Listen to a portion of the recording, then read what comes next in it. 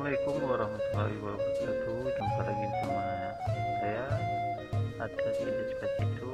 Kita akan coba memulai melihat aplikasi Shopee ya. Kita buka aja aplikasi Shopee. Oke, Shopee. Ntar kita melihat menunya yang tampil di layar. Ada banyak pilihannya ini, kita tekan aja notifikasi.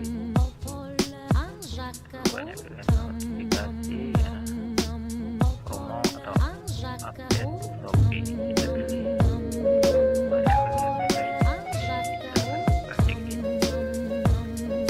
Sini kita akan melihat menu dari check-in atau hari ini dapatkan 20 poin. Tekan aja ini, nambah poinnya jadi 440 per setiap harinya.